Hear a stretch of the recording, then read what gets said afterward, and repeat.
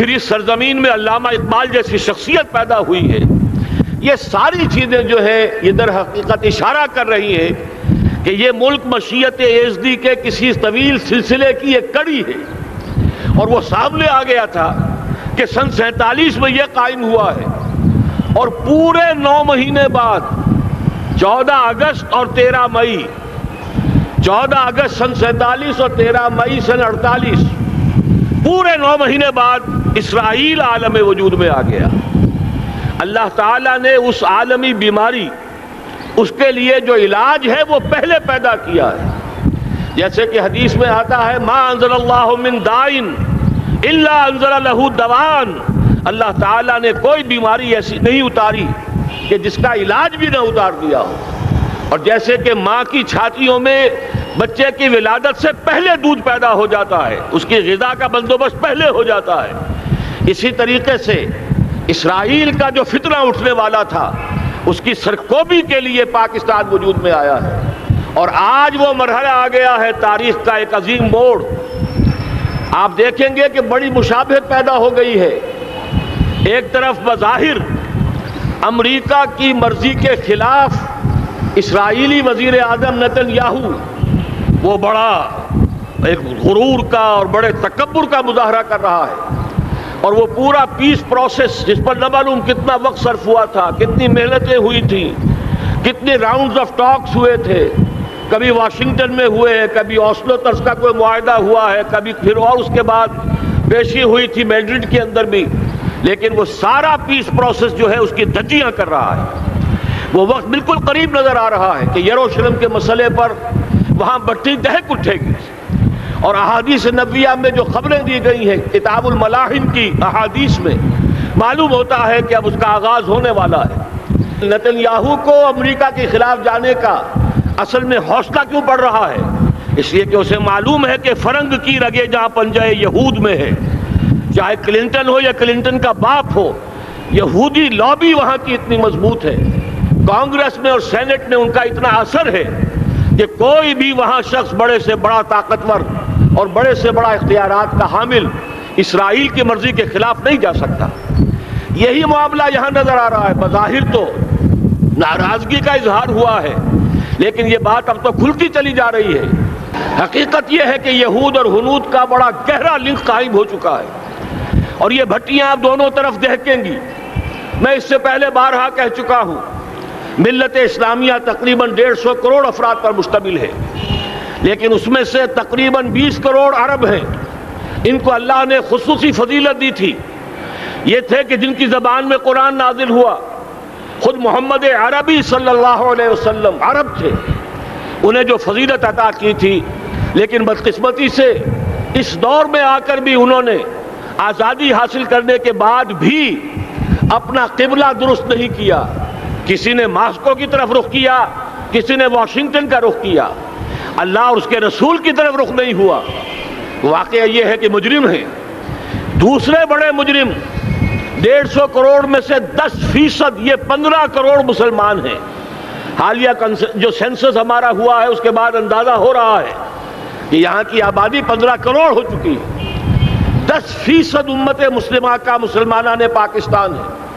اور یہ اس اعتبار سے کہ اسلام کے نام پر ملک بنا کر نصف صدی گزار چکے، لیکن یہاں پر اسلام کا بول بالا نہیں ہوا، کتاب و سنت کی بالادستی پر اعلان نہیں ہوا. دستور میں ساری اسلامی دفعات موجود، لیکن اس کے ساتھ ہی ایسے خلا موجود، چور دروازے موجود کہ کوئی دفعہ بھی مؤثر نہیں ہے. یہ منافقت کا پلندہ لے کر ہم چل رہے ہیں اس دستور کو، اس دستور مملکت پاکستان کو. لہذا واقعہ یہ ہے کہ یہ بھٹی جو ہے اب ہماری آزمائش کے لیے آگ آد ابراہیم ہے، نمرود ہے. کیا کسی کو پھر کسی کا امتحان مقصود ہے؟ اس لیے میں نے وہ آیت بھی آپ کو سنائی، وَلَنَبْلُوَنَّكُمْ بِشَيْءٍ مِّنَ الْخَوْفِ وَالْجُوعِ. آج کی صورتحال پر غور کیجئے، کس درجے یہ الفاظ ہمارے جو ہیں وہ ثابت ہو رہے ہیں اور جس اپلائی ہو رہے ہیں. ایک خطرہ پیدا ہو چکا ہے. واقعہ یہ ہے کہ کوئی کرائسس ہو، کوئی خطرہ ہو، کوئی اندیشہ ہو تو قوم جاگ جایا کرتی ہے.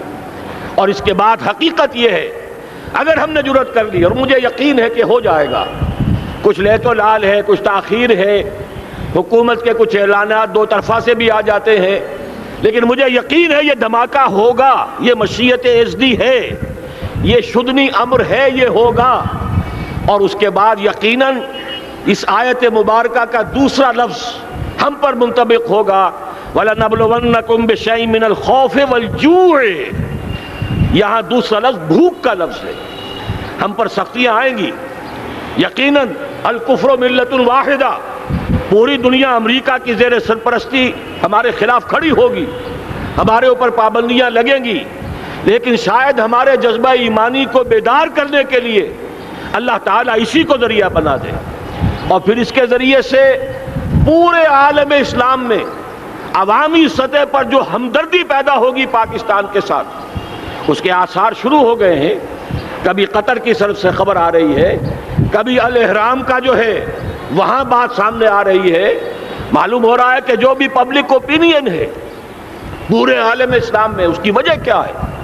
میں نے اپنے پچھلے جمعے کے خطاب میں عرض کیا تھا کہ جیسے پاکستان سلطنت خداداد پاکستان ہے، ایسے ہی اس کی ایٹمی صلاحیت یہ بھی خداداد ہے، اللہ نے چھپر پھاڑ کر ہمیں دی ہے۔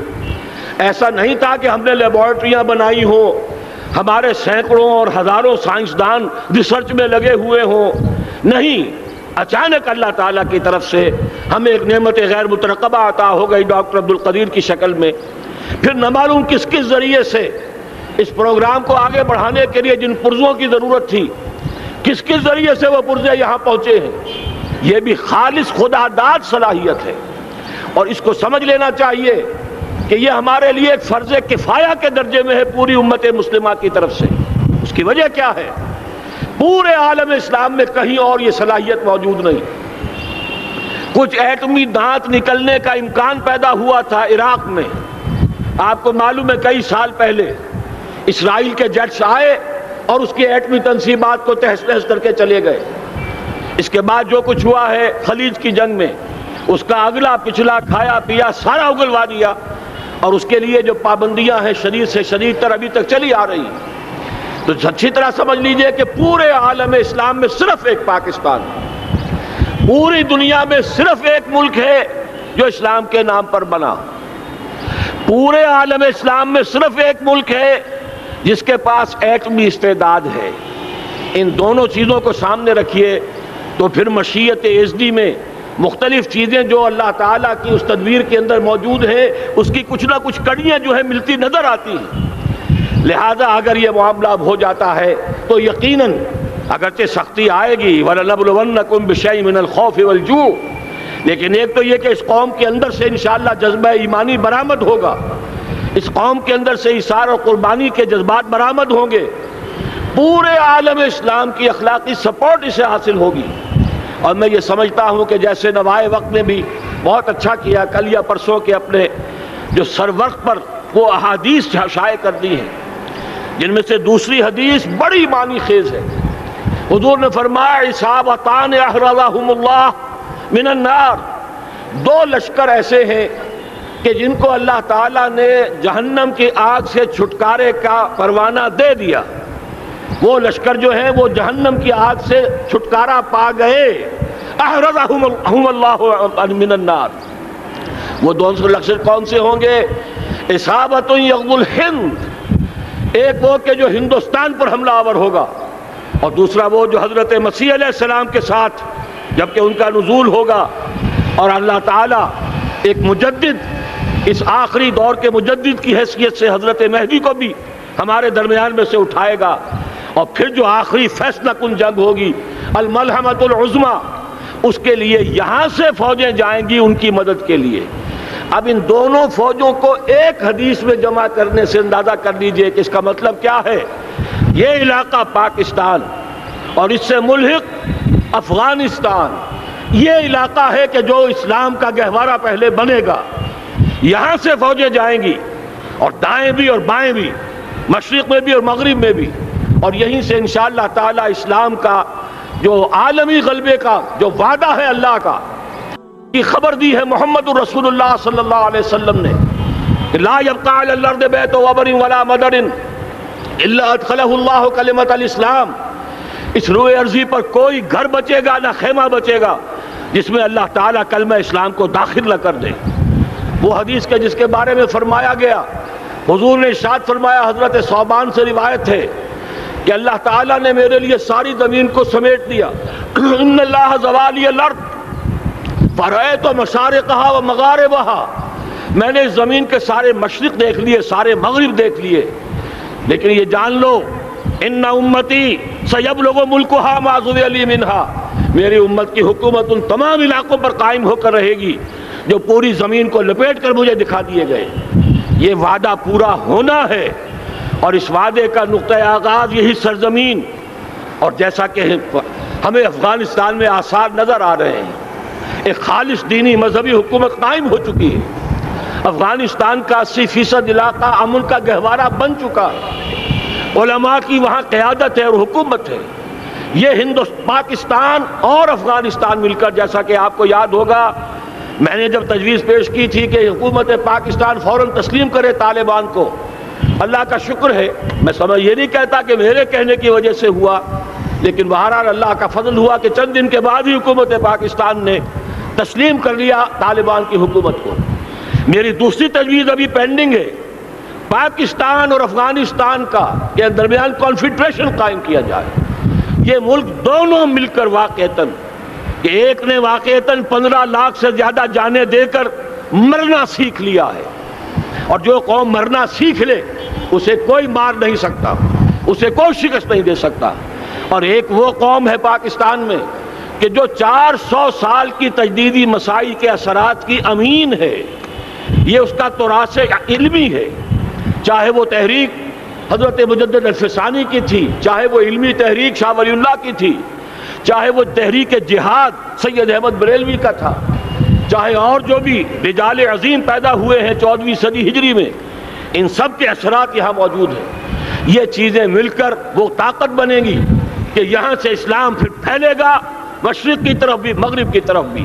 اصابۃ تغزو الہند و اصابۃ مع عیسیٰ ابن مریم، یہ چیزیں جو ہونی ہیں الحمدللہ میں سمجھتا ہوں کہ اب تیزی کے ساتھ حالات اس رخ پر جا رہے ہیں۔ کہیں فرمایا ان ینصرکم اللہ فلا غالب لکم، اگر اللہ تمہاری مدد کرے تو کوئی تم پر غالب نہیں آ سکتا، وَإِن یخذلکم، اور اگر خدا نہ خواستہ اللہ تعالیٰ ہی اپنی مدد تم سے کھینچ لے، واپس لے لے، سلب کر لے، ان یخذلکم، تمہیں چھوڑ دے، فمن ذا الذی ینصرکم من بعد، تو پھر کون ہے جو تمہاری مدد کر سکے گا۔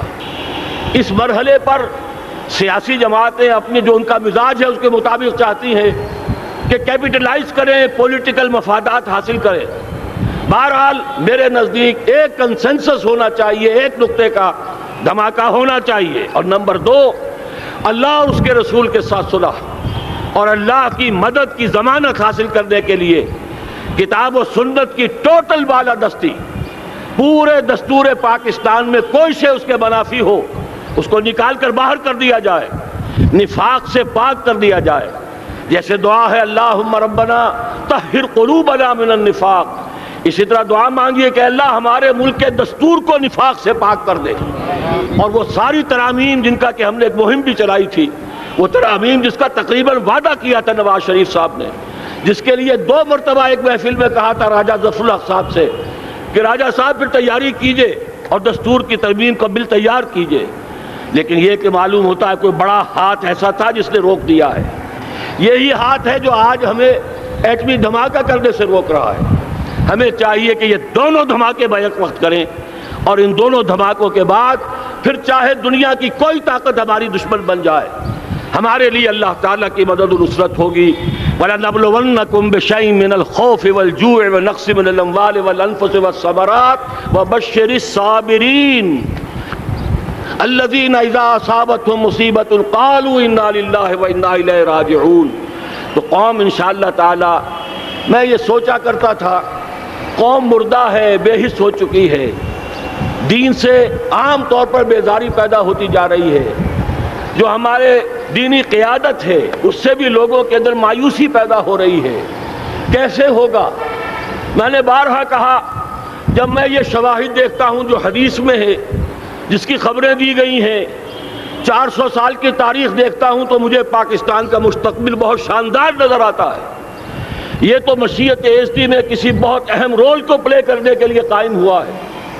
جب میں زمینی حالات کو دیکھتا ہوں تو مایوسی ہوتی ہے، لیکن میں یہ سمجھتا ہوں کہ وہ وقت آ گیا ہے کہ جس میں یہ قوم جھنجھوڑی جائے۔ ایک دفعہ کا یہ جھنجھوڑا جانا انشاءاللہ تعالی ہمارے بہت سے دل اندر دور کر دے گا۔ آخر چینی کیا تھے؟